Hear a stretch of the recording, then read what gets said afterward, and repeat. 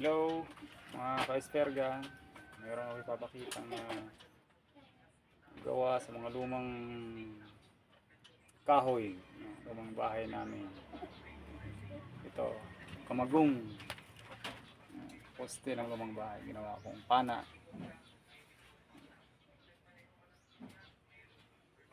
Ang size pa lang ito hanggang dito, tapos dito sa mga butas niya. Yan, mga 70 cm. 70 cm. Tapos itong size naman ng rubber band nya 12 mm. Tapos yung bala nya, ang kapal naman ito 5 mm. Puro bakal, walang stainless. Ang stainless lang dito yung yung spring nya nalagay ko. Ito. Dun sa spring nya dun sa loob.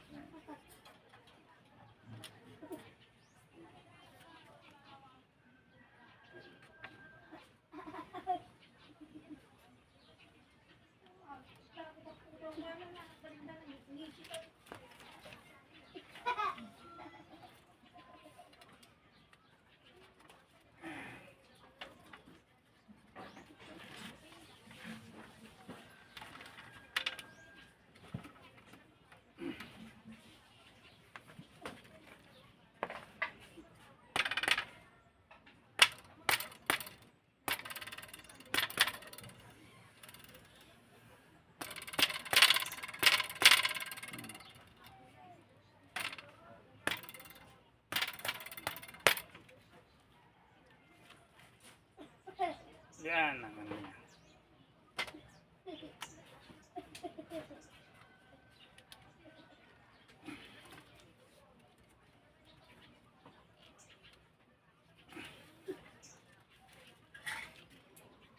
Pag nag-size naman para makuha mo yung puwersa ng goma, yung technique ko, kailangan sukatin mo dito hanggang butas. Yan.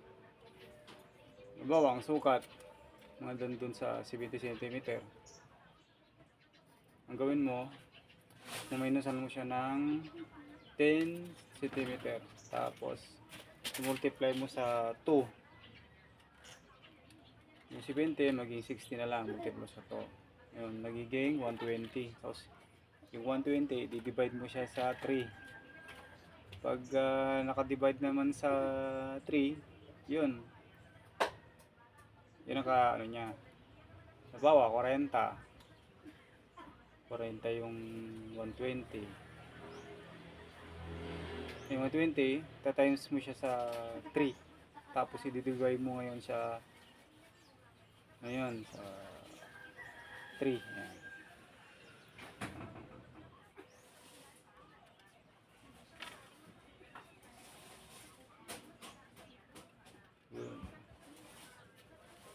Yan yung ano niya. Ito yung size. Yan.